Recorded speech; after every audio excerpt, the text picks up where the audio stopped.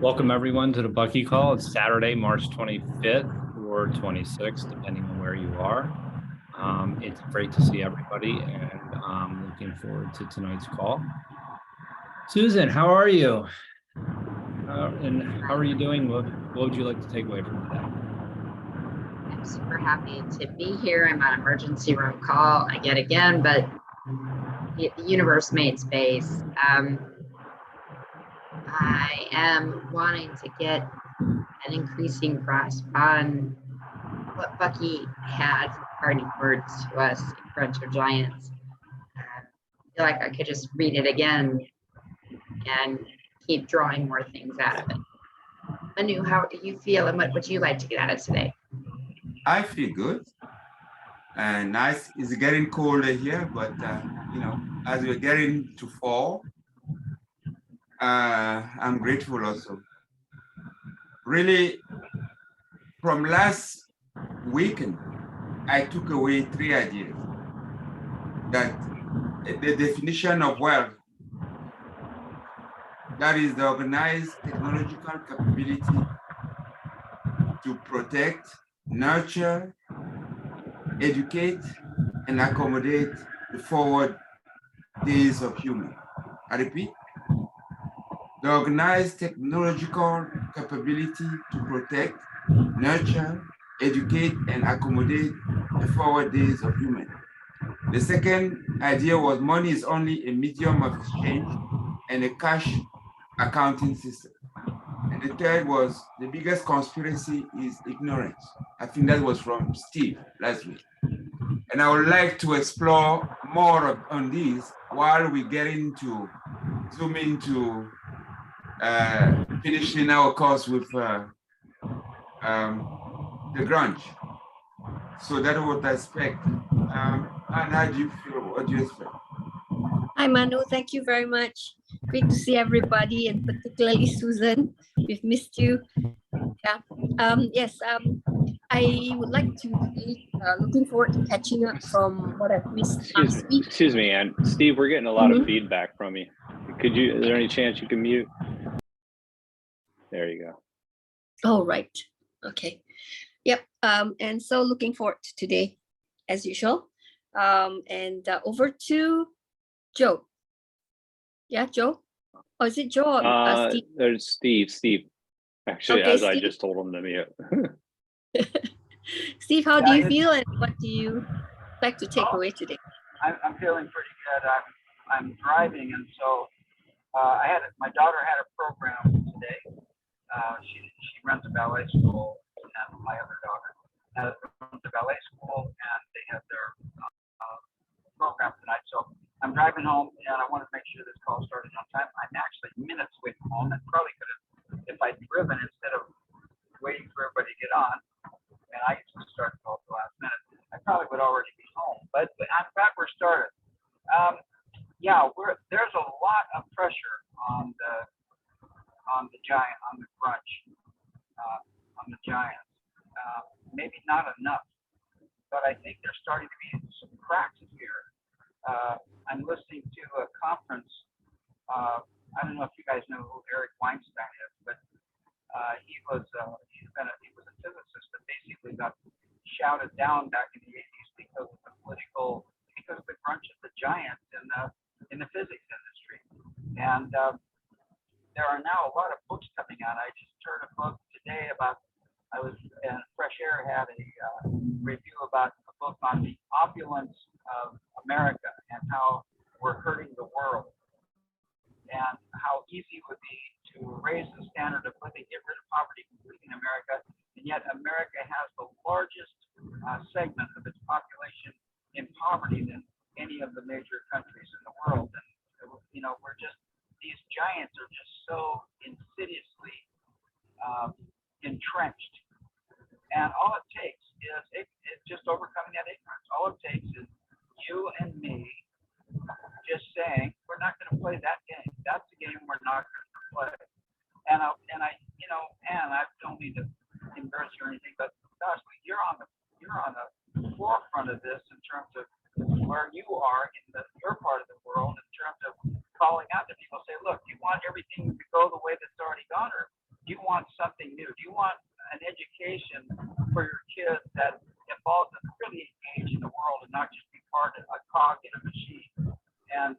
And I think Grunch of Giants talks about the problems, and that was like in 1986.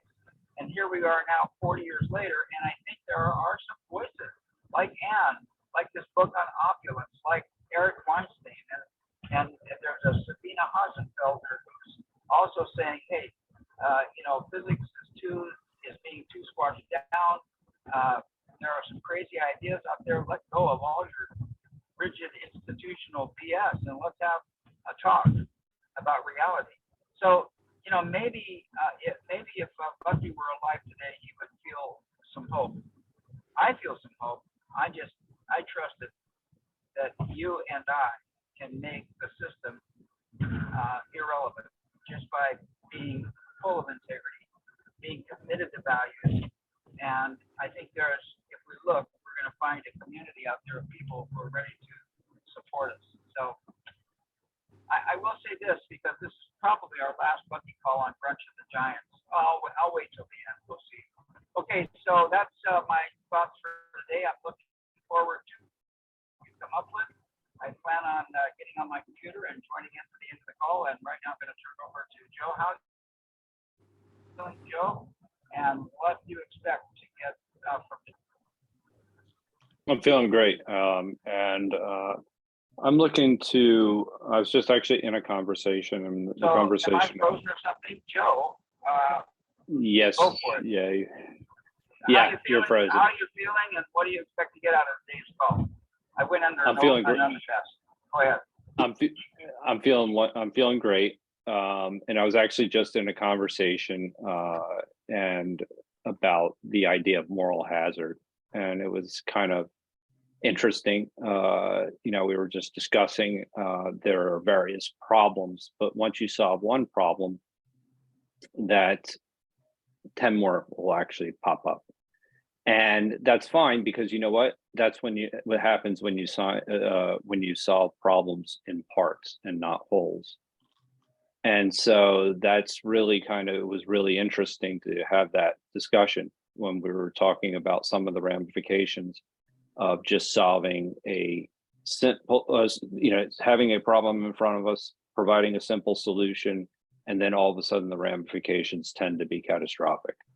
And that's really, what Bucky is actually talking to us about here, I feel, in this book. He's really kind of communicated the historical reasons as to why the system exists or is the way it is today. But also he's looking at it at a very high level and a systems level. And I think that that's the only way to truly kind of address some of the issues that we're discussing. I mean, if you're talking about addressing something like poverty, that you have to think about it holistically. It's not as simple as, just make one or two policy changes and things will go the way you want them to. So you have to really think about how to really get at the root cause of the problem, and that is it's a very complex system. So anyway, so we'll keep going, and I'll share my screen. Oh, wait a minute, that's a little small, isn't it?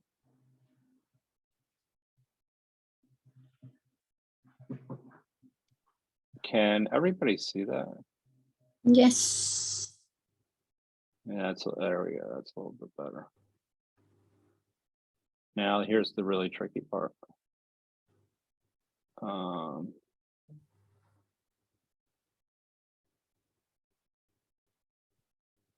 Now that's weird. It's not going down.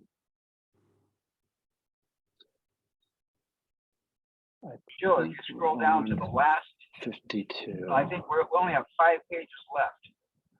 So or if you're not using an Adobe browser. If you were, you could just go to comments and go to the last comment. So I didn't realize you weren't using an Adobe browser.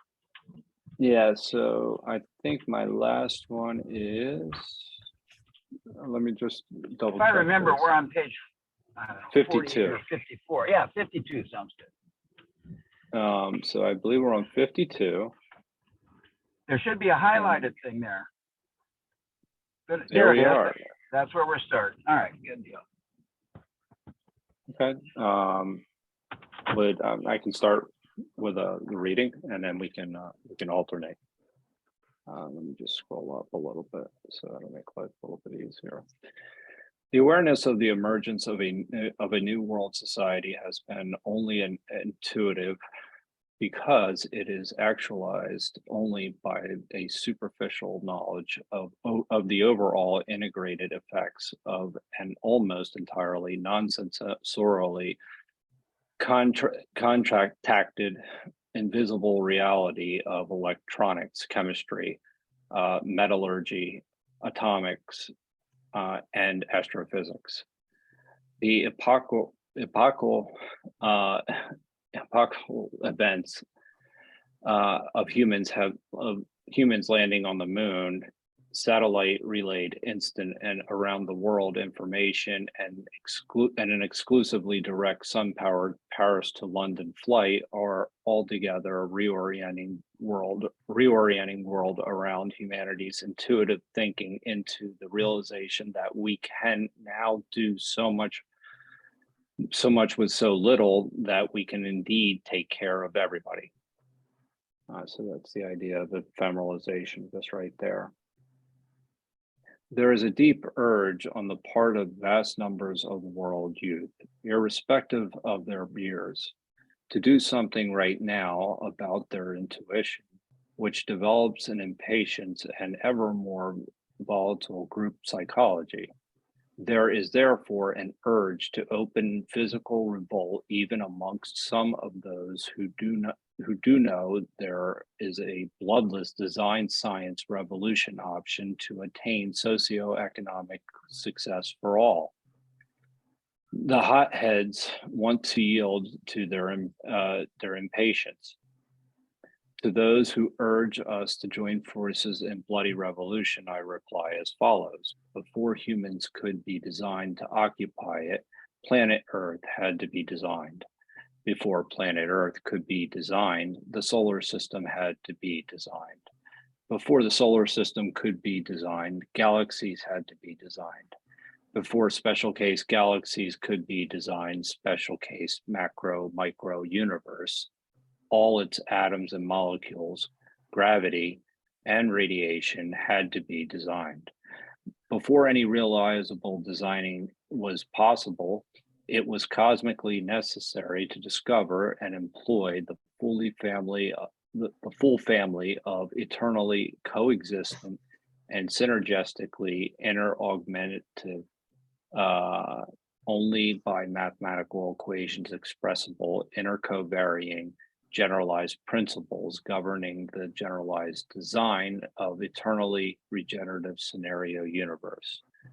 And before all recognition of the eternal generalized principles and their inherent design science functions, it was further necessary to have the following. I'll read these and we can make some comments. I'm trying to scroll down here.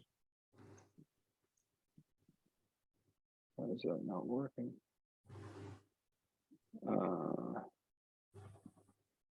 right, let me just start reading and then I'll figure out how to. I'm having problems with this.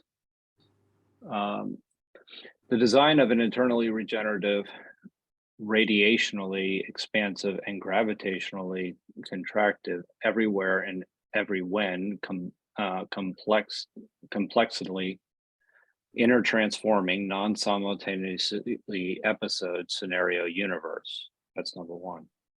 The generalized design of galaxies of entropic matter into energy as radiation, exporting stars and generalized star systems of planets serving centropically, a radiation into matter importing planets. The design of planet Earth as a sun-orbiting biosphere protected and oxygen atmosphere equipped incubator of DNA, RNA design controlled biological life and of that life's photosynthetic conversion of entropic radiation into syntropic orderly hydrocarbon molecules and a vast variety of hydraulically compressioned crystallinely tensioned, exquisitely structured biological species omni-integrating as an ecological omni-life and human thinking support system. All right, let me just, no, that's a problem. There, sorry. I'll just read number 4 and we can wait for some comments here. The eternal mathematics, numbering and structuring, the eternal extensive mathematical spectrums of frequency, wavelengths, and harmonic intervals. So I'll go back up since Steve was in the car.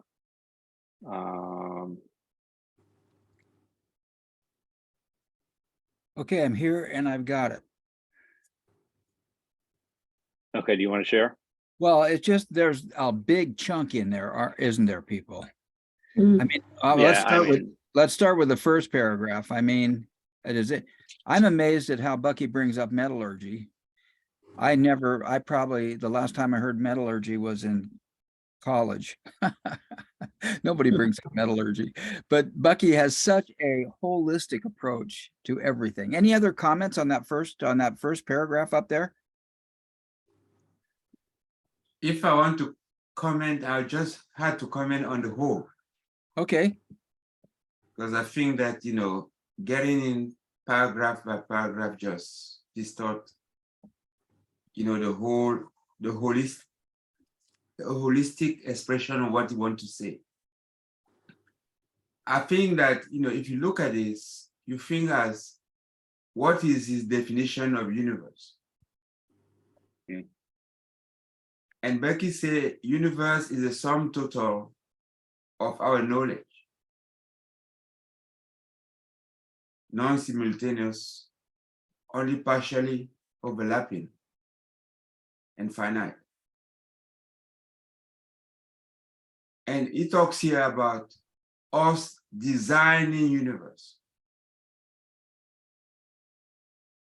He said, we will design universe. Designing universe means that aligning, in my understanding, our understanding of how things work.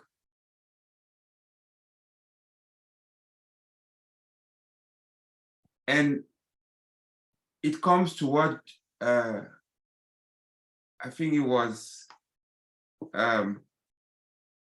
Joe who made the comment, in that you try to solve part of a problem and all of a sudden 10 other questions pop, or 10 other problems. And your approach can only be, the only way to effectively tackle any situation is to be holistic. And that's what he's saying here, because he said we're creating A, B, C, D. We're evolving into our understanding how things work, and we anti-entropically apply them locally to fulfill what he thinks is the role of human or human in the universe. That is local gatherers of information. We call them not transmitters. We gather, we receive, and then we transmit, and then we store. And then we solve local problems in support of an eternally regenerative universe. That's what I understand here. Cool. What dawns on me as I heard Joe read and you read was a regenerative universe includes death. That thought hit me. It includes death, which I hadn't thought of before. I always thought of regenerative universe as one where I get to live forever and get younger and younger. But a regenerative system is a system where, just like he pointed out, star systems had to be created before solar systems could be created. And the way solar systems and star systems create is by by growing, hitting their maturity and exploding, and then regrouping into something else, just like our sun's going to explode one day. My body has iron in it. The only place iron is made is in a sun, you know, and carbon and other elements that I'm made of. They're very complicated things, can only be made in a sun where there's enough heat and pressure to like push things together and blow things apart. So that's amazing. That was my thought about your universe. Any other comments? Any other comments? Yeah, I have like 2 comments really quickly. I think that you brought up something that's very important. The idea of death. And if you think about these things in terms of institutions, and we've been talking about economics about this the whole time, you know, we don't allow certain institutions to die. And I think it's often problematic. Specifically, you know, obviously, and again, this was literally just the conversation that I was having with someone, is the idea of moral hazard. You know, you bail out these guys and then all of a sudden they take risks that put everyone at risk, and therefore that's highly problematic. And why? Because you didn't let them die the first time. And so that's, you know, that now that granted, the reasons for this banking crisis are drastically different than the previous one, but nonetheless, you can start to see the problem. It's like, you know, you can start to see the issues that exist. So just like the stars and the planets and the earths, if we don't let things die, and that is kind of how nature works, and I'm grateful that we do die, then things become stagnant. And societies actually start to stagnate, and then you start to see hierarchies exist that don't change, and so that, you know, then institutions themselves become undermined in that process. The other thing that I thought was interesting that was worth exploring is the bloodless design science revolutionary option to attain socioeconomic success for all. And he talks about how people are impatient and want to almost have a bloody kind of revolution in that process. And that's what happens actually when you continue to you know, people become angry and to the point where they, you know, they feel like they have to revolt and violently when the system leaves them behind multiple times. And so anyway, but Bucky's actually telling us about this and saying, look, it doesn't have to be this way. And I think that that's the most important part, is that how do we think about this from a design science perspective, and so that it's a kind of peaceful transition where everybody wins. I tell you, good points. And it's amazing that we're reading this book when we're having a banking crisis or a potential banking crisis in the world today. It's so timely. Like we picked the right book, and in the last chapter, the world decides to fall apart. Any other comments or questions? John, welcome. Anyway. Yeah, John, welcome in.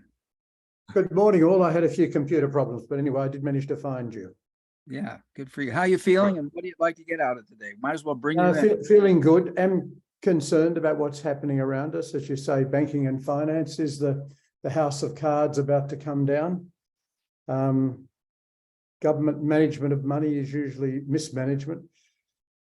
And as you say, we protect inefficiency and incompetence, both within government and in other power structures. And ultimately, it's not for anybody's good, especially those smaller individuals who suffer.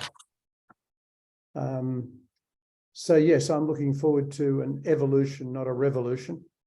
Right. But there's a lot going on around the world. I mean, it was interesting to read an article this week that Russia's unable to meet its arms shipments to India because of the needs it has personally for the Ukraine war. Wow. So apparently Russia is a major supplier of weaponry to the Indians who use it to protect themselves from the Chinese. But the Russians can't deliver at the moment. And the Chinese and Putin He's just, in a they yeah. just made a big The hoopla. Chinese are getting cheap oil and gas from Russia, Yeah. as are the Indians. Oh, Yeah. dear. I Yeah. have 3 comments here. Go ahead. One is that death is a consequence of finiteness. Of finiting. Yes, finiteness, finite. Of Finiteness. being Yeah. finite, yes. Okay. Second, in our anti-entropic endeavors, we should learn to let go of some things. Let go of some of the things. Yeah. Let them die. Yeah. And the third is that we seem to be oblivious of major realignments. Whether we want it or not, there are changes. And Ray Dalio talks about those things. History has always shown that, you know, there is evolution of things. It's spirals. There are cycles. And there are things that you can't help, but they will happen. And we are witness of a major transition that is happening. Major realignment. We don't know the outcomes yet, but there's always friction. And that's the reality of things. And the fourth, sorry, I said 3, is that Bucky seems to say it's only through education that you understand what has been going on cosmically and how to behave today locally in terms of changes that are happening on our little planet. And say a design revolution is actually what I read it here, is mimicking cosmic evolution. Before this is done, something else was done, etc., etc. You can't understand the Earth and its biosphere without understanding the solar system. You can't understand sun without understanding galaxies. You can't understand galaxies without understanding a kind of universe concept that has galaxies and black holes. So it is like that. It is concatenation of things happening. That's what evolution is. Okay, I'll rest my case here. Cool. Any other comments or questions? Okay, I just okay, I got some things I'm storing up. Let's take a look at our thing here again. And oh, I know what I wanted to show you. This is a cosmic hierarchy. We did this in Synergetics a year ago. And I learned this. And even though I learned this, I'm still surprised every time Manu brings up what universe is. And I'm so glad I get this reminders. I usually think of universe as the ultimate of everything, right? But it's not. In Bucky's hierarchy, universe is not everything. Universe is all that is known. So what is not yet known is above that. And so, you know, if we did a quiz when we're doing this as to what the universe is made of, but rather than do a quiz and torture everybody, here is the hierarchy. Universe is 34. 35 is what's unknown. And there's more unknown than there is known. And that's evident by the fact that if you look at in physics and astrophysics today, about 12% of the universe is visible. The other is dark energy and dark matter. And about 4% of the visible universe is the material, is the matter that we are, and all of the stars and all of the planets. It's mind-boggling. And so there's the unknown that's much more vast than what is known. And then what's above that? Nature. And then what's above that is synergy. And what's above that is cosmic integrity. And it blows my mind that what Bucky uses for the symbol of cosmic integrity is the same symbol he uses for the individual, for me. Mind-boggling. So I thought that would be a good review. Comments or questions? Here it is. I appreciate this as well, because I think that, again, looking at things from a cosmic accounting perspective helps refocus how we look at solutions and systems in general, as opposed to looking at them through traditional lenses, which is pretty narrow. Other comments, other questions? Bucky has 18 definitions of me. I got to put this in my book. This is so exciting. 18 definitions of me. Here's 7 of them. Me and gross communication. Me and communication, biologicals to biologicals, thorns and odors and things, just the way I experience my universe. Me, gestured communication, sensed by me, non-human life. Me, gestured communication, understood by me, animals to humans. I know my cats talk to me. Tail wagging and barking, Me, gestured, humans to other creatures, articulated. Gestured, humans to humans, and then verbally communicating. And then the next level of me's is statistics, written communication, social history. So I am my history, I guess. Me, the individual sense of intuitive communication, expression of individual philosophy and opinion. That's one aspect of me.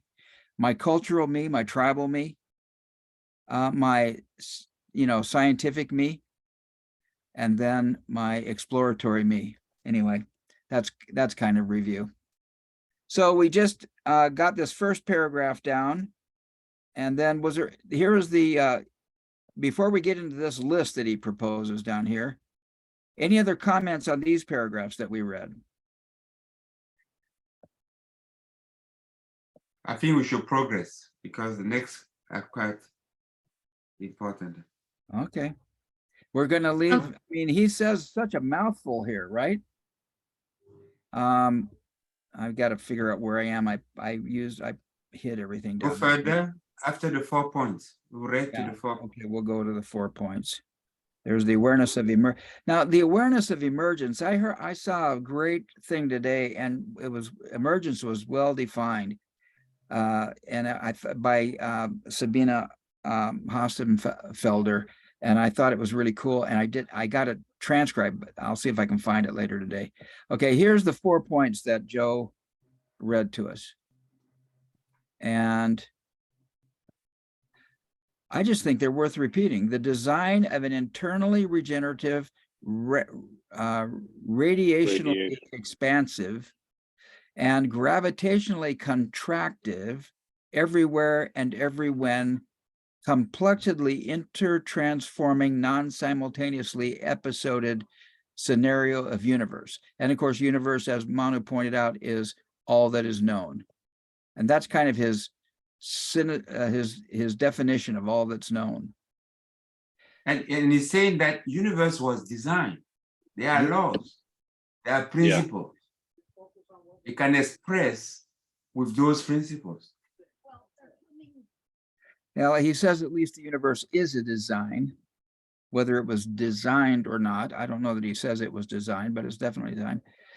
Here's number 2, the generalized design of galaxies and entropic matter to energy as radiation exporting stars, generalized star system of planets serving syntropically as radiation into matter importing planets. Okay, I guess this is real sophisticated. The design of planet Earth as a sun orbiting biosphere protected and oxygen atmosphere equipped incubator of DNA and RNA, design controlled biological life, and of that life's photosynthetic conversion of entropic radiation into syntropic, orderly hydrocarbon molecules, and a vast variety of hydraulically compressioned, crystallinely tensioned, and this idea of crystals, and this goes right back to the geometry, exquisitely structured biological species, omni-interregenerating as an ecological omni-life and human thinking support system. This omni-life of ecological omni-interregenerative biological species is a support system for human thinking. Wow, what a way to look at it. And the eternal mathematics, numbering and structuring, the eternally extensive mathematical spectrums of frequencies, wavelengths, and harmonic intervals. I will just say this as a personal comment. I know I'm talking too much right now, but when I was 14 years old, I read a book that told me that the creations of God were numberless, and yet every creation had a name and a number, and that blew me away. When I was 14 years old, that dichotomy of numberless creations that each had a name and a number blew me away. And I could talk more about that, but I won't.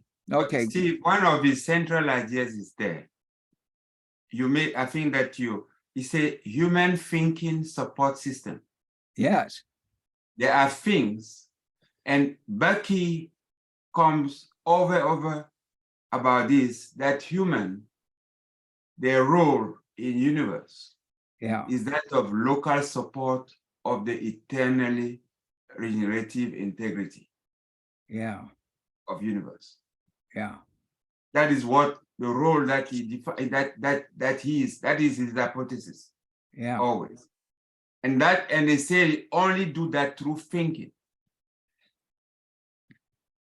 Only do that through thinking. Is the ability to think, therefore to design, that allow humans seemingly uniquely to present to assume that role. And again, he put on top is education, lifelong education, and practice. Go ahead, Joe. No, I agree with that. I mean, it's not just education, it's lifelong education. There's a huge distinction between those two. Very cool. I would like to say something. Sorry, I didn't speak earlier because I was waiting for the food delivery. I just got it. It's actually the part about the youth of today. And even he wrote this in 1980 something.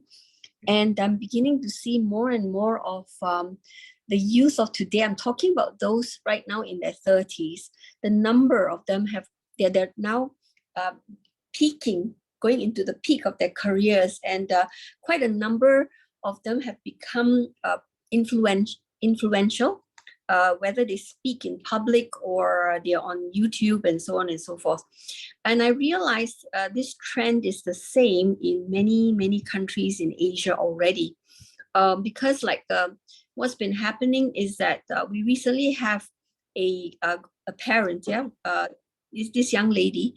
She's probably in the mid-30s, around the age of my daughter. She's got a YouTube channel, and she's got a blog, Facebook, and everything. And she's writing about a lot of things that's going on. Lots of followers. I think there are many out there who are doing that. But more importantly, is they're speaking up about what they want to see, whether it's education or their children and so on. And finally, the people in position are starting to have to listen. Not that they want to, but they're starting to have to listen. So just to share something, this in Thailand, another he's my ex-student, who is my business partner. He owns the schools with me. So single-handedly, he's gone to Thailand and dealt with the Ministry of Health. And the Ministry of Health has just okayed the kindergarten program and the early childhood philosophy and the training that we have proposed to them.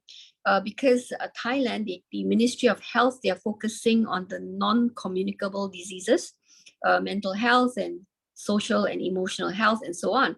So they tried to get people within their country, especially those experienced in early childhood, to come up with a curriculum. They couldn't find them, right? And so we were introduced to them, and now finally we tested it out, trial run it over the past months, back and forth for the past couple of months, and now the decision has been made that we will go with them.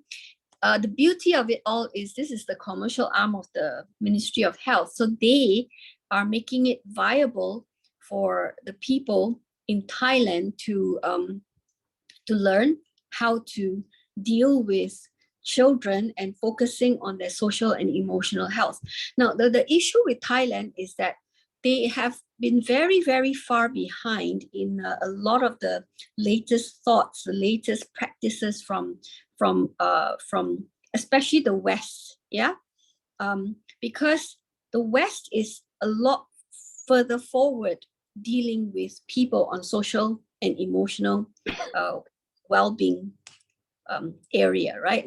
And children as well. So they've not been able to get a lot of information, even at the business level, because most of them don't speak English. And because of that, the Thai people do not get to listen to the best trainers from around the world. Now I'm talking about all over, whether it's from the West or the East, but because many of them don't speak English, you can't go in and train because we don't know Thai, you know? So they really are very, very far behind in that manner. This was one of our Thai partner actually related that to me. Now, so coming back to this, at 35, he has gone in there, convinced the ministry to take this on. And what will happen is the training that we do, the Thai Health Department will certify the teachers who are being trained using our program. Even our country is not doing that for us, but for Thailand to do that, I'm like blown away. But what I'm saying is that because on the ground in Thailand, in Malaysia, in Indonesia, our Indonesian partners, all of them are in their 30s and they want the change to happen.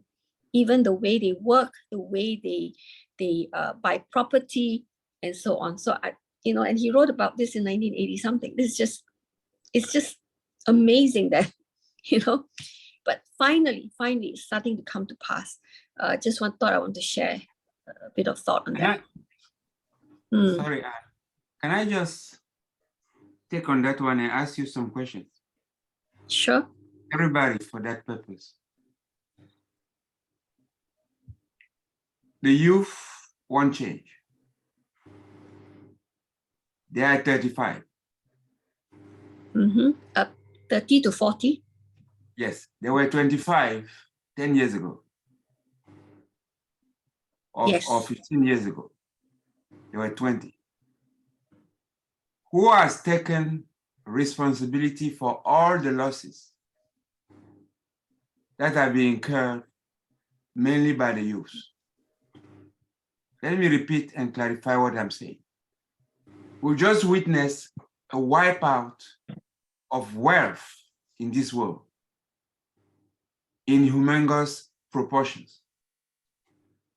I'm talking about the collapse of cryptos and things like that. And 90% of youth invested their time, invested their savings or whatever that they have into that. That wealth hasn't disappeared, it has been transferred. Now, who has taken responsibility for that? Is the education that has been, kind of distilled in the world, that has deviated those youths from the real understanding of the blockchain revolution and what it meant and what could be applied for into a one-way thought that you can become overnight rich, gambling on things without foundations. And there have been a lot of teachers out there doing just the same that it went on for network marketing. People didn't understand the power of network marketing into building ideas and building strong foundations to create organizations that work. They just went about, yes, you can get rich quick overnight. And that was what we as youths experienced. Okay, so who is taking responsibility for that today? Because it seemed to me that Bucky is saying that they are hotheads. They are discontented, there's a discontented generation. They want change. But nobody wants to spend time to understand what is going on. We want a revolution. We want to outsource our responsibilities. And that to me is the foundational of what education should be, for people to understand how systems work, because we live in systems and the processes, and then how to use them, how to harness them locally to really create real things. I rest again my case. Cool. Other comments, questions? Yeah, I think it's both ways, you know. There are those who are trying and there are those who follow, you know, the route that is destructive. And I think there are more and more stepping up to want to make that change. In fact, whoever has been speaking up, and if you look at the countries that made decisions to become more environmentally friendly, to take on and they make decisions to go for electric cars, electric vehicles, electric public transportation, especially in the Scandinavian countries. I think the movement is there already, you know. So as more and more of them step up and get into the power, the what do you call the positions to be able to make the decisions, you'll see more of those changes. All right, and there are a lot of them also rejecting. Like say even we've got Joe here, all right, and I think Joe, you're the youngest in our team. Would we say that? Yeah, and you're sitting in to do this, and you're in the position to move forward. Yeah, you know, to be able to make even more decisions. Yeah, and the other one is quite a number of young people are also attending a lot of like. I remember the landmark conference, the landmark training that you said was a lot of it was based on Bucky's, you know, and I think is money in you also part of that as well? Yes. So there are a lot of people now, more and more, I would say, yeah, not everybody, but as long as we have pockets of people doing the right thing and they're growing in numbers, we'll get there.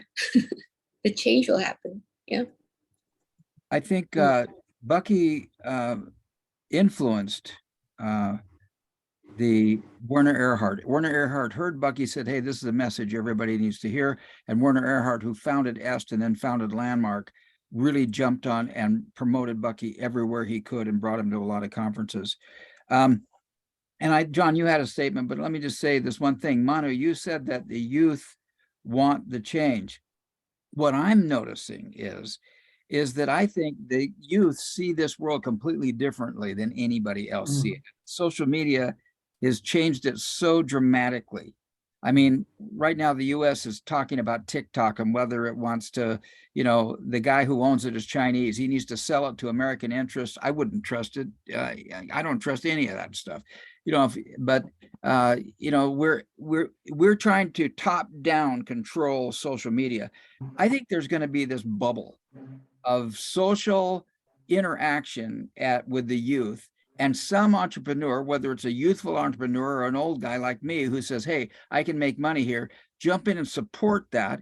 And I think that while blockchain has its own phenomenon, I think we're going to have a blockchain culture that's going to like rise up, and they're going to have this knowing with each other, and they're just going to make all these institutions irrelevant. The banks can crash and they don't care because they've got their own way to make money today. They've got their own way to survive today.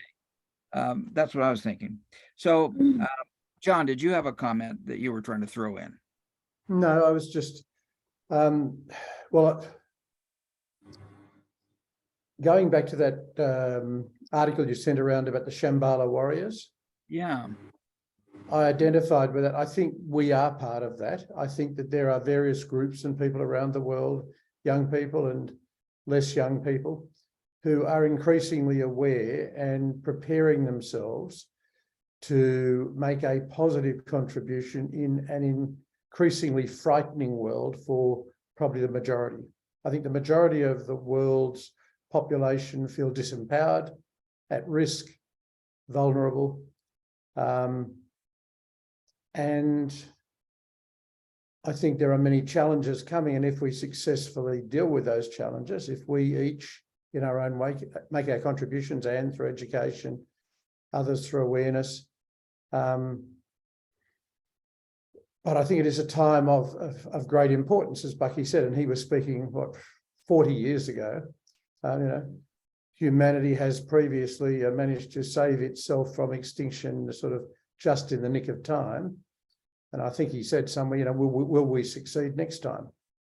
Or will we not succeed? And if so, we'll just be part of the evolutionary journey. If we're not here, that'll be our part in the evolution. So I think there's a lot of responsibility for those who are increasingly aware. Consciousness is important. Just a time of huge change and huge risk and huge opportunity. So, right. Any other comments?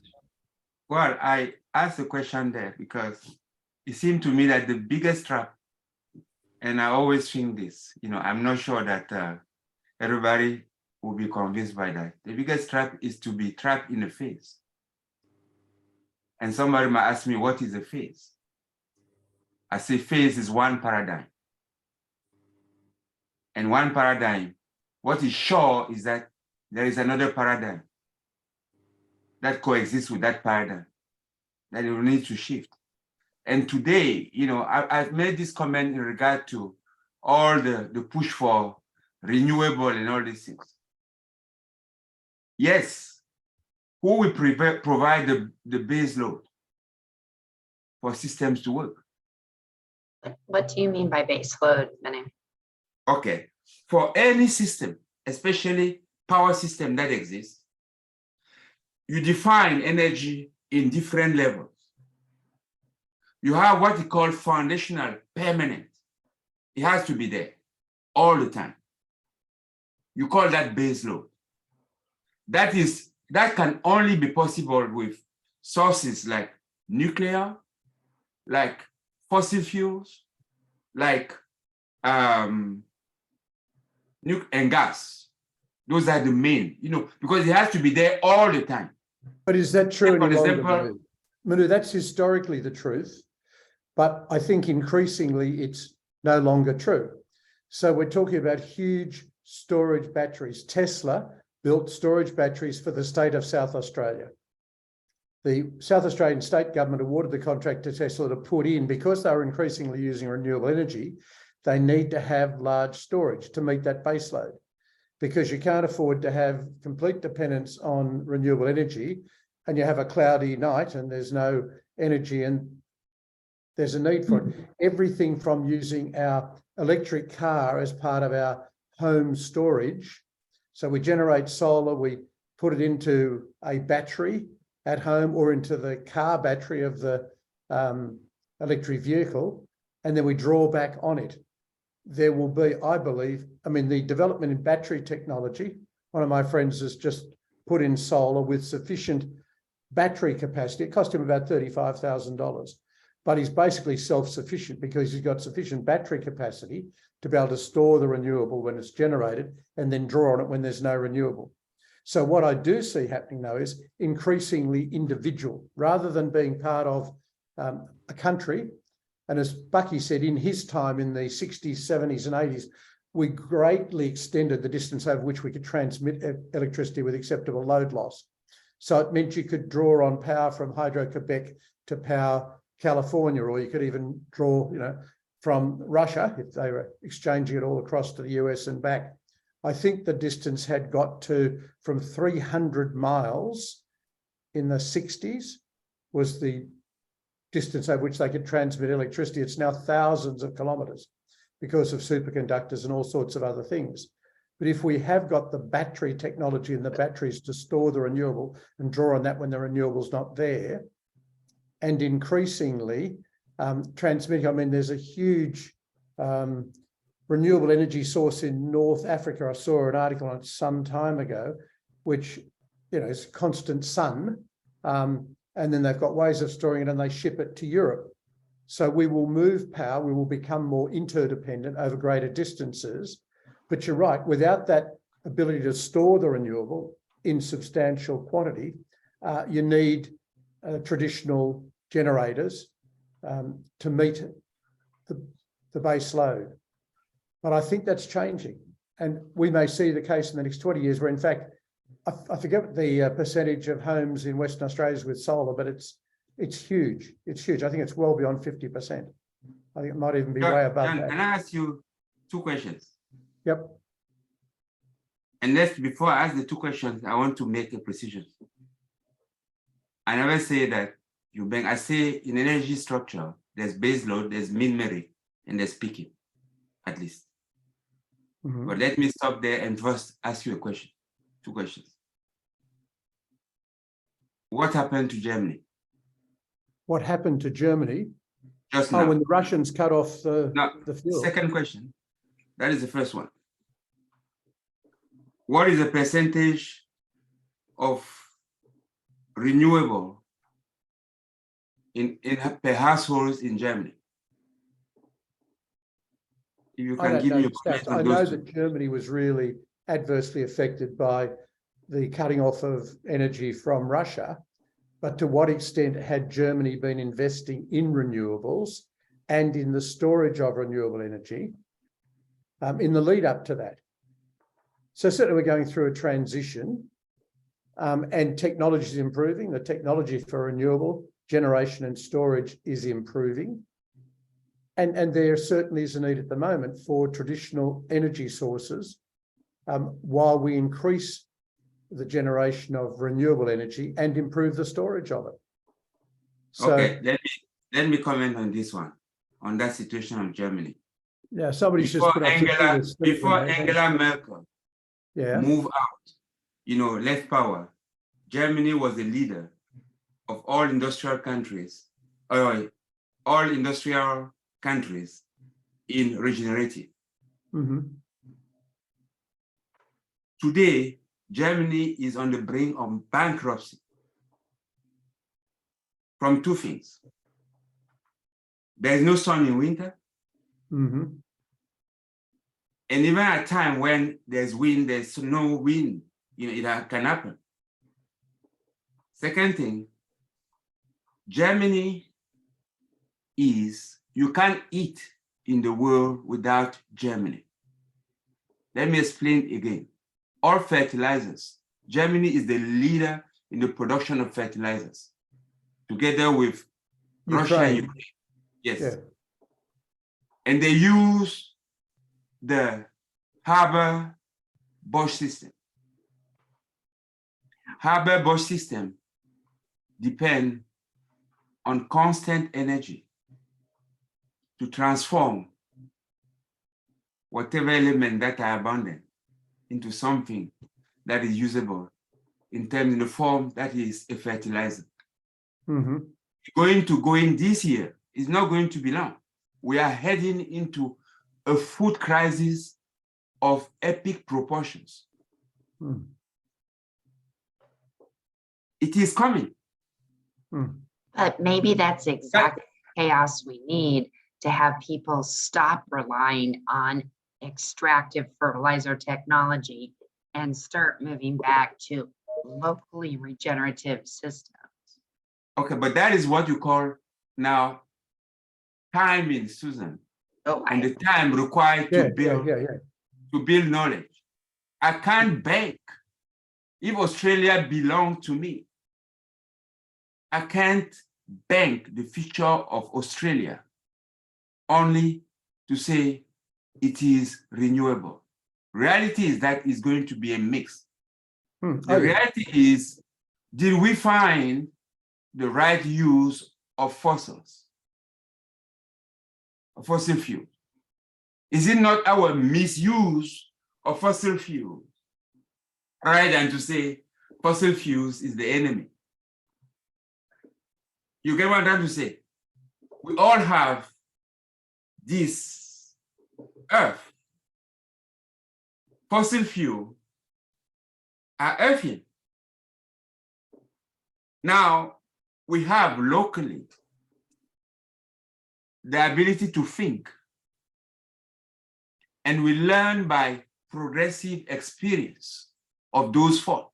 That is, we go through periods that are inherently difficult,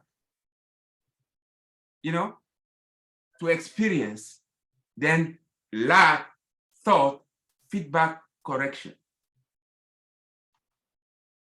What if, let me just throw an idea. What if fossil fuels were only used for sea transportation, for live boats? What if? And that is a scenario. We didn't make a choice. We made a choice of heating our homes with fossil fuel, of going on the road, empty cars, huge car. Steve was on his car, in his car alone, right? And that was like a van, if I saw one. So your car could take far more people. You were there alone, using the same amount of fossil fuel, polluting exactly the same. It is a matter of choices. And that's where thinking comes. And thinking is not being hang on and say, politically it's only this. Yes, it's not only that. Because you're talking about the energy source in Africa. It's come from the largest desert in the world. That's called the Sahara. That's bigger than Canada and US put together. Because it goes from the Red Sea to the Atlantic. And when there is dust storm on the Sahara, you feel it. You feel it in the US, in California. And there were the sources to cover that with panels, solar panels. But what happened if somebody comes and bombs that? There are tribes that live there, there are people that live in their countries. This area is notoriously unstable. So it is, to me, a very, very complex. Oh, it's extremely complex. There's no doubt Yes. about that. All right, I rest my case. We're moving in two directions. We're moving in two directions. One is interdependence, which is what Bucky said, but as a reaction, for example, in Australia now, we're talking about becoming more independent and producing within Australia things which we traditionally imported, because recent events have shown we then are vulnerable if we can't import them. So the current world conflict and world crises are also going to encourage more independence rather than interdependence. Germany will want to be self-sufficient for energy, never to be vulnerable to Russia or anybody else in the future, in the way they have been. And that's happening in many countries. They're saying, well, hang on, we can't not manufacture vehicles in this country. We need to manufacture some. Otherwise, if there's conflict or some reason why we can't import, we're vulnerable, particularly for foodstuff, for medicines, for critical supplies. I believe there's a move to become more independent, whereas it's interdependence that reminds us of the benefits of working together. and about the fact is we are all part of one whole and interdependent, whether we realize it or not. So Well, the question then becomes, the most self-sufficient country, and by far in the world, is America.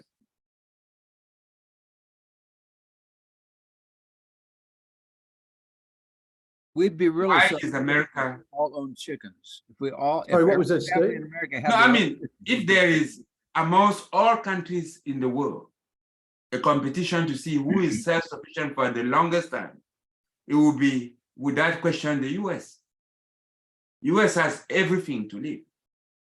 But the question is this, I just brought that to you, to this, in that there is a difficulty in the discourse that you had, John, and that difficulty is Germany, right? So you can't live in an extreme. As Susan was making the sign there, the world is always swinging. And we have, and that swing is the change that happened. It's always evolving. And we have to be, and the role that we have is to be anti-entropy. What is the best locally to abide by the rules of that swing and to ensure that we live. I thought she was making the sign of Zorro. So that's Yeah. That's kind of title, and it's always going to be this equilibrium between both things happening at the same time.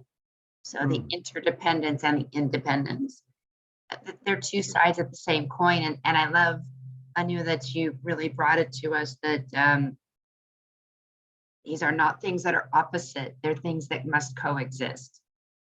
It's as a duality. And so as we become, it's been our interdependence that made us realize, oh yeah, maybe we ought to be more independent on the other side. We can have both. But you've got to cultivate your choices. Yes. if it weren't for Russia, globalism would have gone unchecked. Okay, let's continue reading at least. Yeah. That would keep us going for a long time. Yeah, cool beans. Okay, John, we were going to rotate tonight around, and so it's your turn. Okay. It's John only term. He's going to read to the end. He's our reader. Okay. So here we go, John. We're starting with only thereafter. Only thereafter could those human beings progressively re-evolutionize exclusively by trial and error enlightenment from their born naked state of absolute ignorance to discover their scientific principle apprehending minds, and thereby, now for the first possible moment in history, to glimpse humanity's semi-divine functional potential as local universe, critical information gatherers, and local universe problem solvers in support of the integrity of eternally regenerative universe. Fantastic concept. Yeah. Any comments Shall we on keep it? reading? Let's keep reading. Only now, for the first time, can we human beings effectively revolutionize society in an adequate degree to fulfill what I have identified in Critical Path as being the #1 objective of humanity's inclusion in comprehensive evolution. The generalized principles have always eternally existed and have always been available for each special case revolutionary design realization. The special case design revolution has always had to precede the extra special case local social revolution, whether it be by inventing guns which overwhelm archery or inventing the wireless telegraph which transmits messages halfway around the world at 6 million miles per hour, making utterly obsolete the Pony Express and its concomitant Wild West socio-economic behaviour patterning. The greatest evolution-producing revolutions are complex and take the longest to be realised. What I hoped I had made clear in Critical Path is that the inherently half-century-long design science revolution phase of attainment of universal economic success has been successfully completed and now needs only the bloodless socio-economic reorientation instead of the political revolution to exercise humanity's option to make it for all. I hoped that Critical Path made clear that 53 years ago, I anticipated today's transition of humanity from 150 nations operating independently and remotely from one another to an omni-integrated world family with all that socio-economic transitions, conditioned reflex stressings and shockings.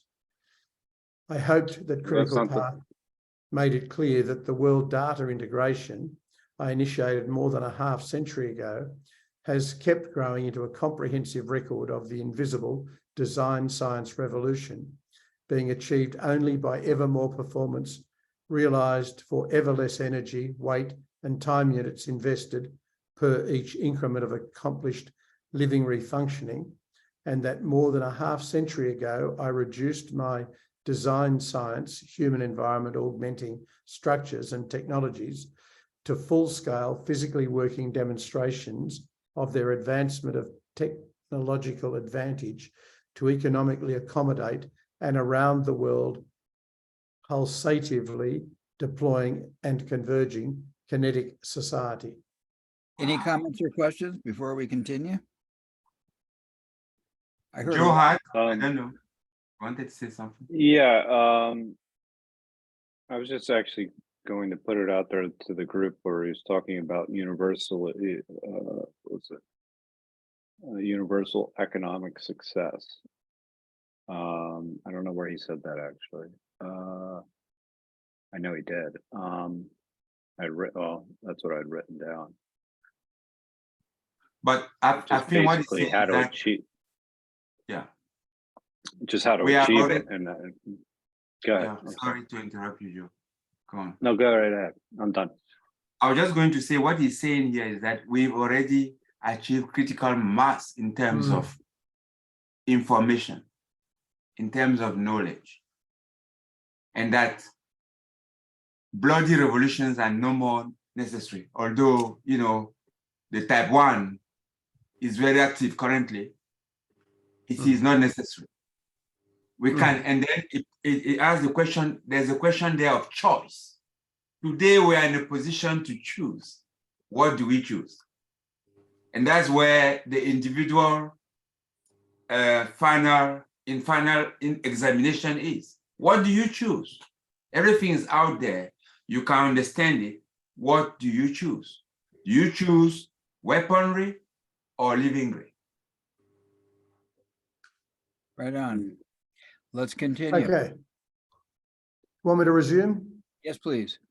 I hoped that Critical Path made it clear that if I or some other individual had not taken these anticipatory initiatives more than a half century ago, the comprehensively integrated physical gaining for all now to be immediately attained simply through inaugurating the mass production phase of its already developed prototypings, then the design science revolution could not now be realisable.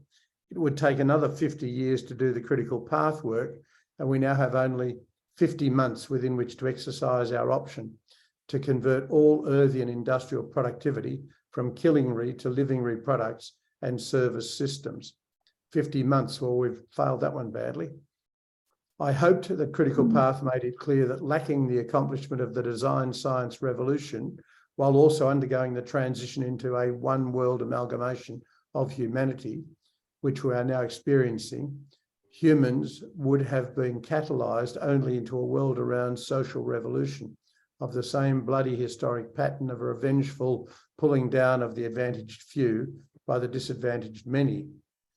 I hoped that Critical Path made it clear that the accomplished design revolution's prototypes and developmental concepts now make possible for the first time in history a bloodless social revolution, successfully elevating all humanity to a sustainable, higher living standard than ever heretofore enjoyed by anyone. I hope that Critical Path made it clear that despite the realm of humanity's option to make it for all humanity, my own conclusion as to whether humanity will do so within the critical time environmental development limits is that it will remain cosmically undecided up to the last second of the option's effective actuation, knowing that beyond that imminent moment lies only the swift extinction of humans on planet Earth. The critical path I committed myself to in 1927 was, and as yet is, that of applying all technology and science directly to accomplishing the mass-produced components for advanced livingry for all humanity, instead of continuing to invest the advanced science and technology inadvertently falling out of the weaponry industry into the livingry tools industry. This critical path was inherently a 50-year path. I will now summarize the last few pages quickly. Okay, before I do the summary, I can remember in the 60s, we had a conversation that if U.S. military decided to deliver food to everybody, that we were all over the planet and we could easily deliver food rather than weaponry. That Right. was one hope in the 60s, you know. Any other comments or questions? There's a big comment there, and I'm, you know, it is estimated that in the Ukraine situation, since Russian invasion, at least 500 billions have been kind of, say, taken out of circulation. If you take the aid that has been conveyed by the West to Ukraine, is about 150 billion. I guess Russia has also spent another 150 billion. And then there were Russian forex that were confiscated, 350 billion. That is how much that? We already over $500 million. Let me say again, $500 million. Do you know how much is the direct investment in Africa in a year? With all the conditionalities that are put on that investment? That is not a billion, not $1 billion. $1 billion is sweet money for Africa, sweet, I'm saying again. The whole sub-Saharan Africa, that is 1 billion people. Those are the choices that we are making today. Yeah. We are making them every day as states that exist in the world, in this concept of nation, and as individuals. I'm talking to these so-called the giants of the tech revolution, right? So if George Bezos or Elon Musk, if between the two of them, they have $500 billion, and then what? And then what? Maybe they're going to build a rocket to evade Earth when we all destroy. What choice are we making today? And that is the point. What choice are we making? We talk about interdependency. It is on a design. If we wanted to be interdependent, and Bucky alluded to it, energy and development is one-to-one. It means that when there is energy somewhere, and if that place turned to be less than the potential, we should have been building the transmission systems to shift that energy somewhere else for it to be used. I'm talking about, in particular, Australia, Africa, and the US. When the US is sleeping, why can't the energy, why could it not have been shipped to Africa, which is live at the time when the US is sleeping? Those are choices. I think those are the real choices that Bucky is talking about. And those are choices that are essential. All resources taken, then people complain about immigration and they don't want to build a wall. You can't be left fortress. It wouldn't happen. Sorry, I rest my case again. Okay, cool. Let's continue to read, shall we? Any Yep. other comments or questions? I don't want to cut anybody off. Okay. Do you want to continue, John? Yeah, no, we're up to the social revolution potential. I think we're up to, I will now summarize these last I few will pages. now summarize the last few pages quickly. Yeah. The social revolution potential now can, for the first time in history, realize economic success for all and a comprehensive world enjoyment that involves not revengefully toppling the economically successful minority, but elevating all humanity to a sustainable higher level of existing and interacting than any humans have heretofore either experienced or dreamed of. The now potentially to be omni-successful social revolution could never before in history have been realised. Until 1970, there had always been enough physical resources, but not enough metaphysical resources of experience one know-how on our planet to render the physical technology capable of taking care of everyone at a sustainable, eminently successful level of physical well-being, bloodlessly accomplished and sustainable without the coexistence of either a human slave or working class. Until 1970, it had realistically to be either one or it had to be either you or me, not enough for both. Since 1970, it has become realistically you and me. All else is automated acceleration to human race extinction on planet Earth. As we know, when the on-foot soldiers at Creasy stuck their pikes into the ground, points slantingly upward and forward to impale the bellies of the advancing charges of cavalry, it was social revolution brought about by design science revolution. Thus armed with their newly science-designed pikes, the long overwhelmed many on foot began to gain emancipation from being overwhelmed by the horse-mounted few. Design did it. Both the word revolution and the words social revolution have many meanings, from that referring to the mechanical revolution of a wheel to the social changing of lifestyles which occurred when the horse-mounted and carriaged few, with their many on-foot servants. Oh, sorry. I just looked up the Battle of Creasy. It occurred in 1346. The Battle of Creasy was August of 1346 in northern France between the French army and probably the English. Anyway, let's continue. Sorry. Yeah, no, that's right. Both the word revolution and the words social revolution have many meanings, from that referring to the mechanical revolutions of a wheel to the social changing of lifestyles which occurred when the horse-mounted and carriaged few, with their many on-foot servants, stable boys, grooms, coachmen, and the vast slums they drove through, were almost entirely design science obsoleted by the automobile-mounted many covering vastly more miles and having only a diminishing self-servant class functioning, as some of the riders became the auto production workers, gas station attendants, etc.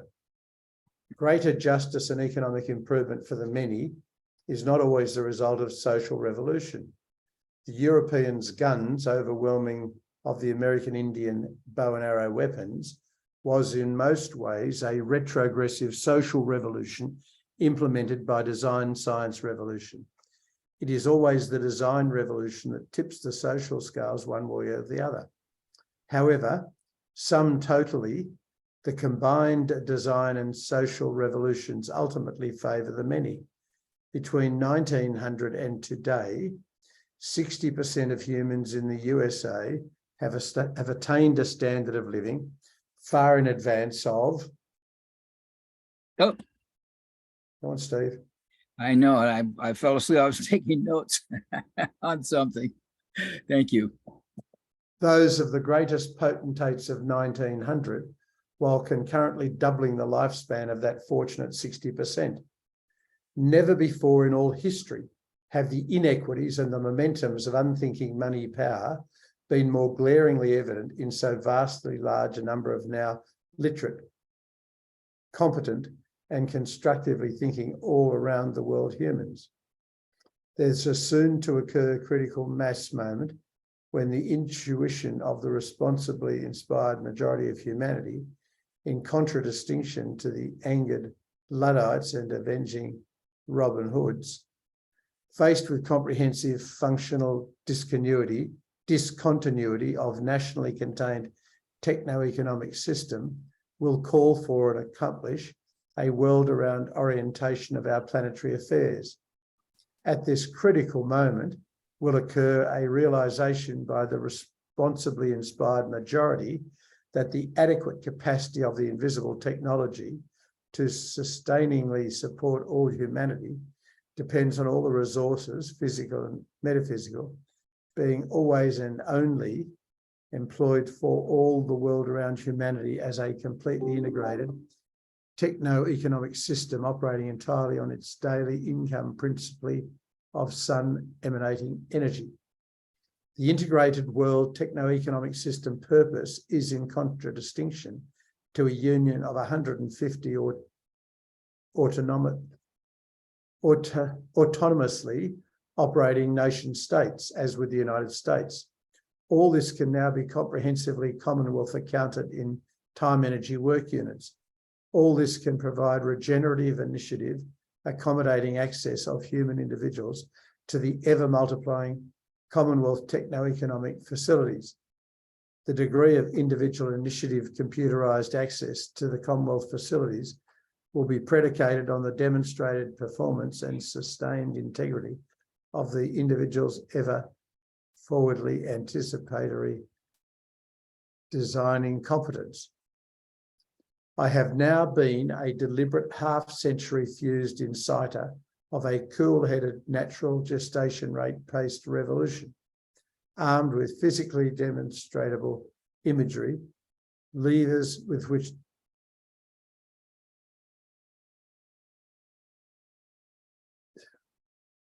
Is there something blocking your view?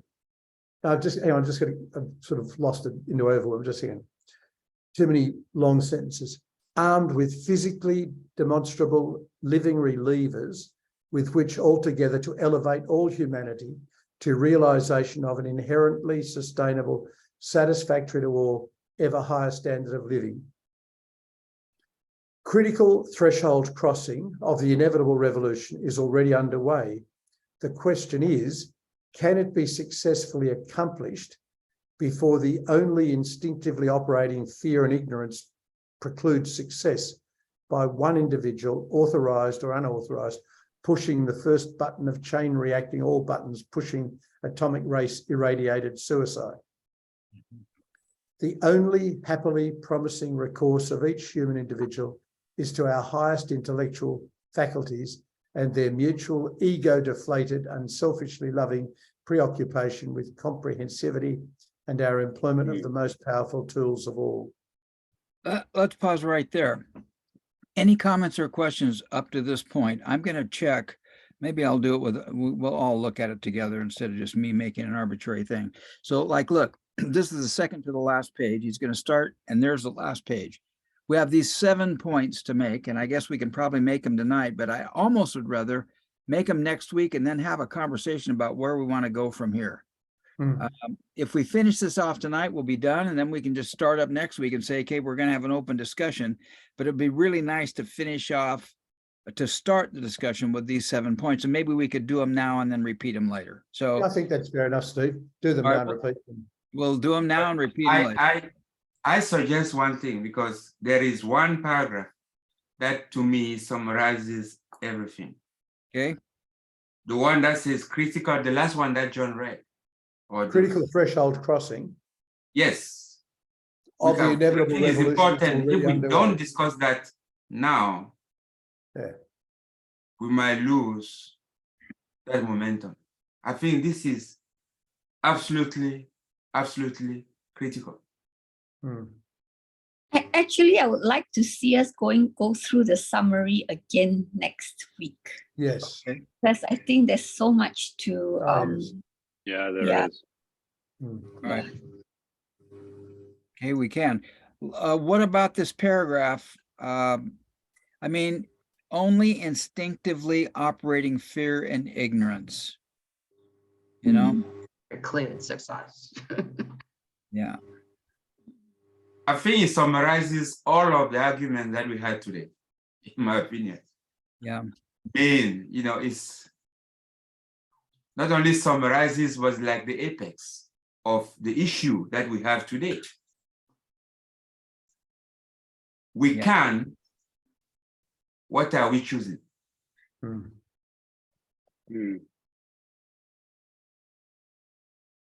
Okay.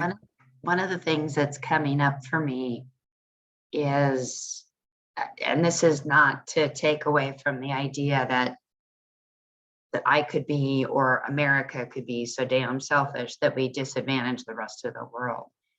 But I think Bucky's telling us we've come into a moment where it's not me versus somebody else. We can all make it.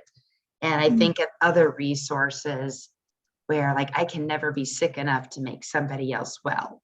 I can never be poor enough to make somebody else, or, you know, another country or another town prosperous. It's not by diminishing ourselves that this happens. I think it's actually by embracing the best parts of who we are and what we have to offer that we move this forward. And maybe if people had a sense of that, there would be less of a trigger to pull into fear and anxiety. And I think that's maybe one of the biggest pieces of ignorance that we could dispel. The nations can only make us, the politicians, the grunches, the giants can only divide us against each other. Hmm. And if we really understood in a big way that that was a ridiculous fiction, that I don't have to choose my well-being over somebody else's well-being, that we could all be okay, if that could actually get through, I think we could get to critical mass on moving forward much more quickly. What a beautiful point, Susan. Hmm. I have a friend who was involved with in politics in Utah, and he was an active lobbyist because he knew the system. And then somehow he got on the wrong side of the Grunch, and got trumped up charges, became a felon, was being just pursued and hounded, and he kind of like, he became homeless, started living in his van, and he went to France and started participating with the Yellow Jackets there in France. And this guy is so bent on the fact that the rich guys need to come down off their ivory tower. And the point you make is so profoundly true. I'd save this up for my takeaway, but just based on what you said, in America, this was a guy had written a book on opulence and how prosperity in U.S. is destroying the U.S. and the world. He said that it would take $150 billion a year to bring we have the largest group of poverty of all the developed countries. America has the largest group of poverty, people below the poverty line. It would take $150 billion to solve that problem. That we got very close at times, but things have gotten better, but we're still the worst. $150 billion would solve that problem. And he pointed out that there is $190 billion that the U.S. tax that we're out each year just because the top 5% tax evade. If the top 5% didn't evade their taxes, that would give us $190 billion. We could solve poor and have $40 billion left over. So there is this attitude that it's you against me, that somebody has to topple. And Bucky's pointing this out. Nobody has to topple. Nobody has to lose it. Good point, Susan. Any other comments? Cool. Shall we continue reading then? Then we'll come back and review it next week and then have a discussion. The only happily promising recourse of each human individual is to our highest intellectual faculties and their mutual ego-deflated, unselfishly loving preoccupation with comprehensivity and our employment of the most powerful tools of all. 1. The family of generalized scientific principles governing the operational design of eternally regenerative universe itself. 2.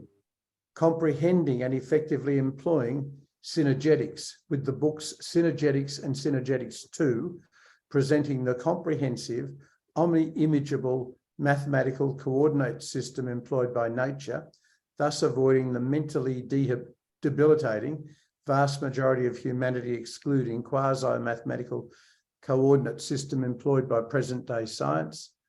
3. Comprehending the major objectives and operating strategies of the major opposing power structures of world politics, their present status quo and probable future trending.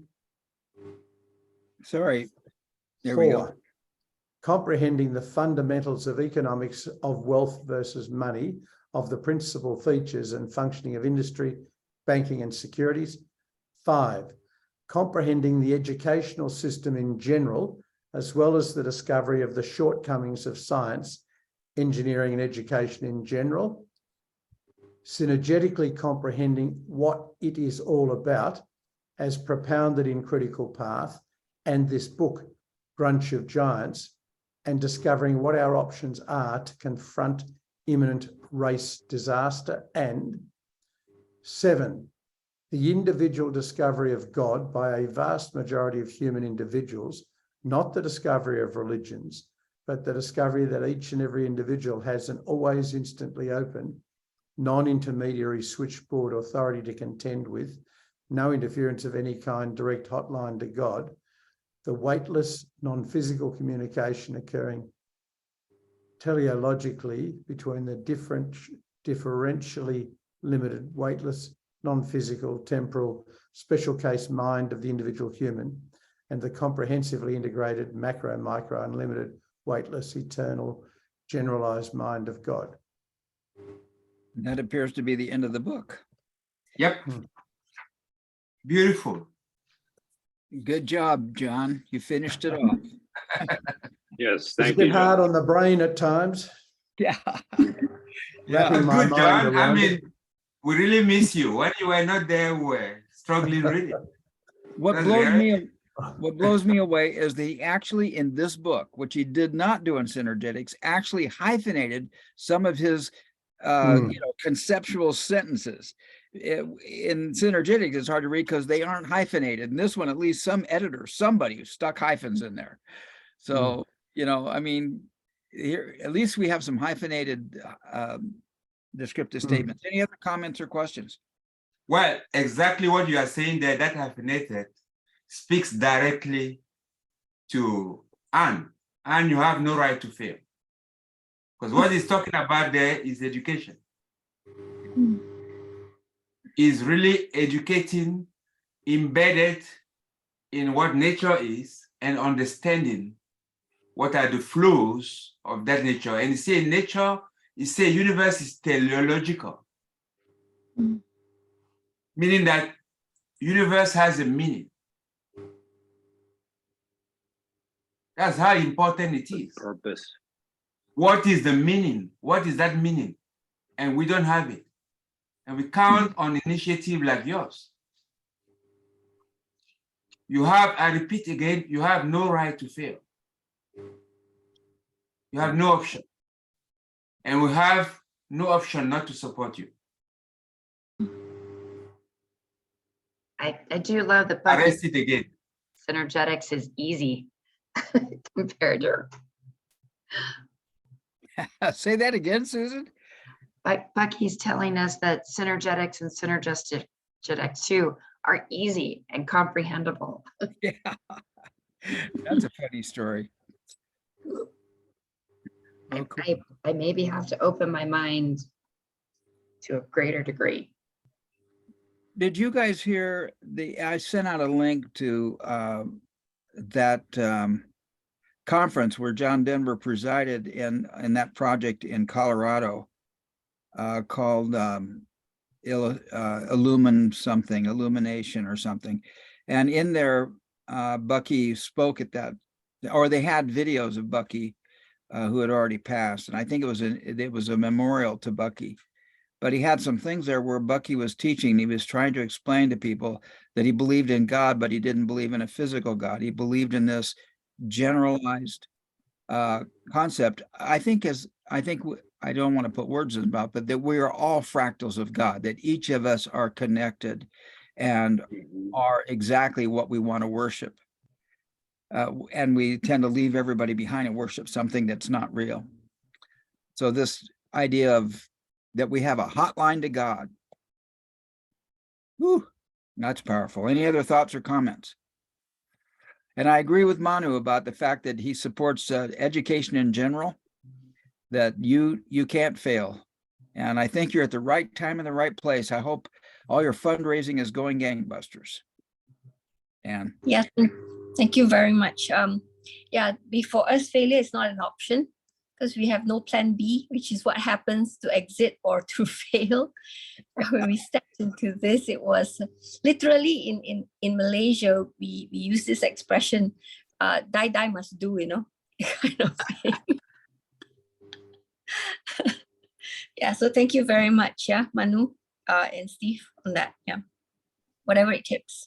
Any other comments or questions? Okay, Joe, how are you feeling and what are your takeaways today?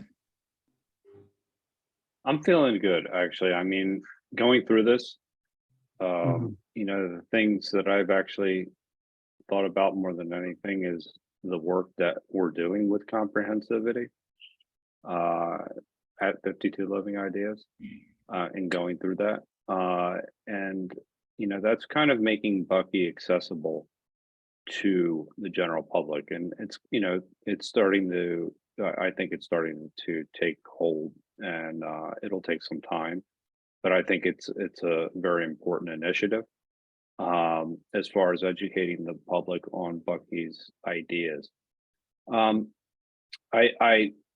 share some of the optimism that Bucky has, but I do think that we're at an interesting point in time. I mean, I really do. I think we're I just think we're at a point where, yes, we're interconnected. We've seen that, and we can work together in order to build a better future. And I think that likely we will go in that direction eventually. But I do have concerns by things like, totalitarianism, things like that, things along those lines. I think that those are real risks to what Bucky's talking about, and people becoming more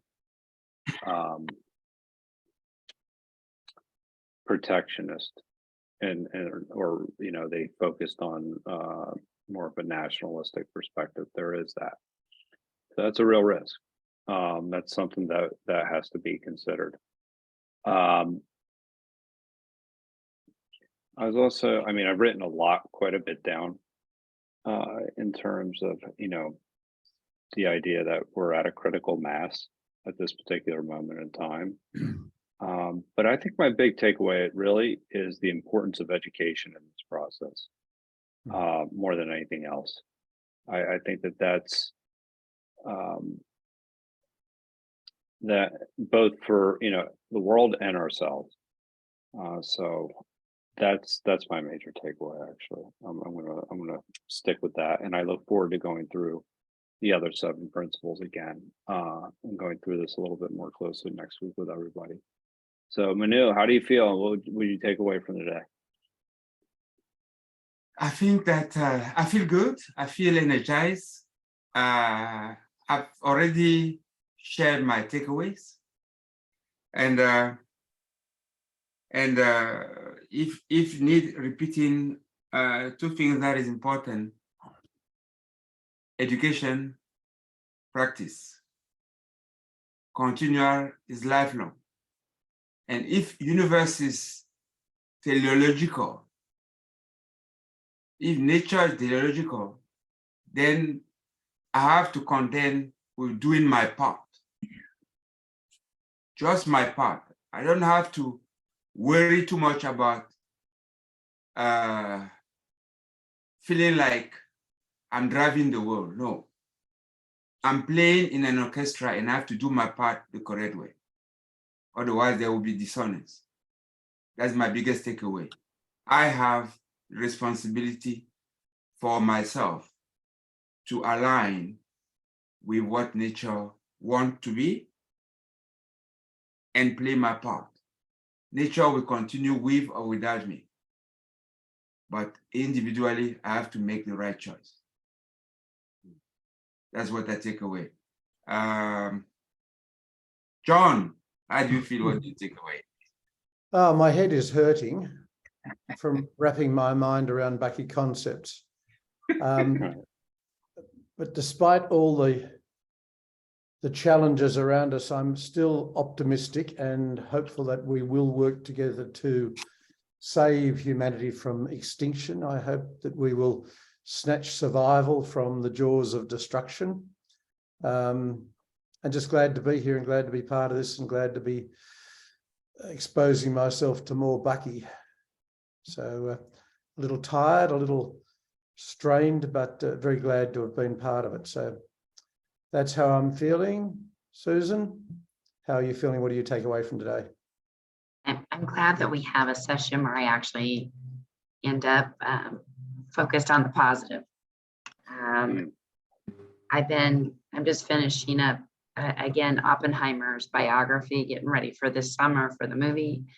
And it's interesting that, you know, every single generation feels that they're on this cusp, and they are.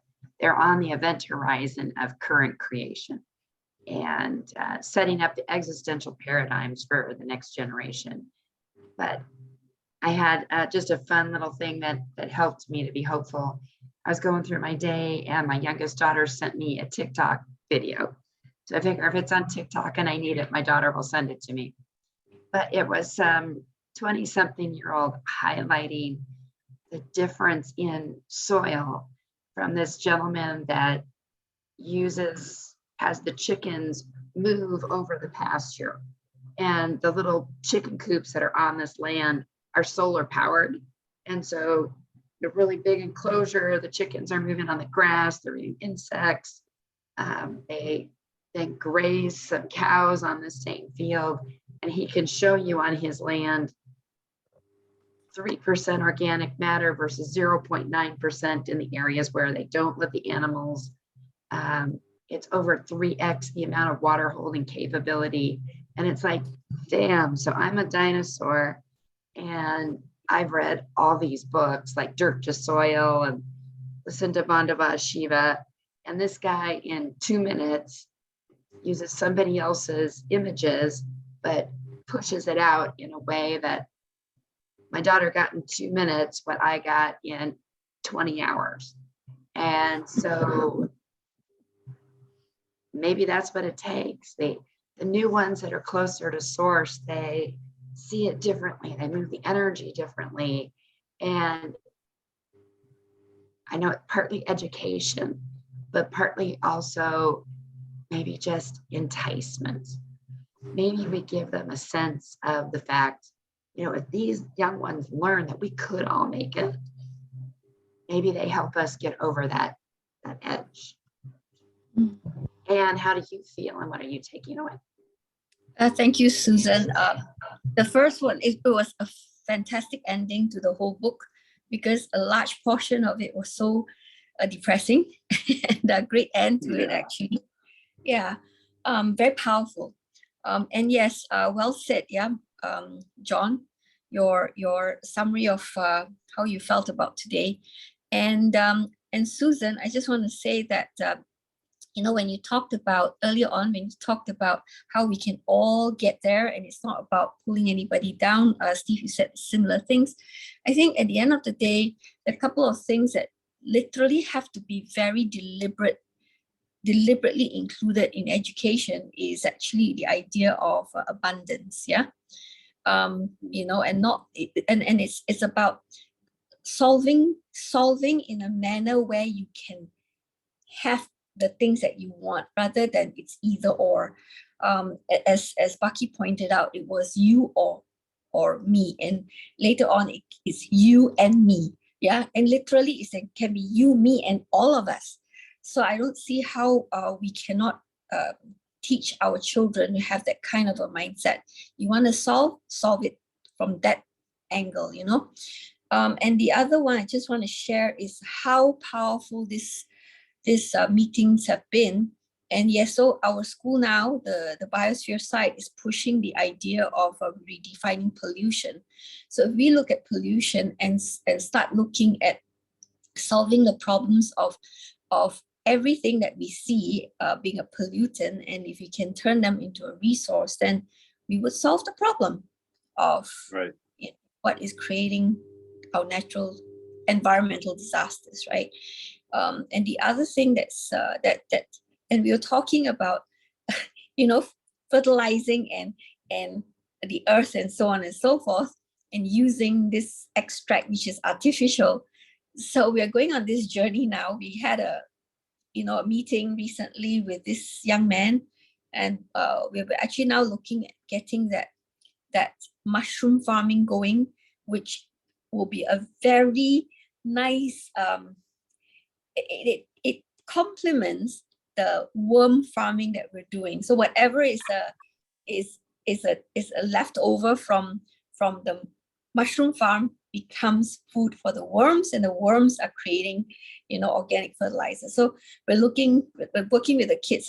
We're going to make this a big thing in the school. So yep, let's see how that goes. Just putting it out there. If you have anything you want to add, share, or whatever, let me know, and then we'll see what we can do. All right. So thank you very, very much. And Joe, Manu, Steve, John, Susan, thank you.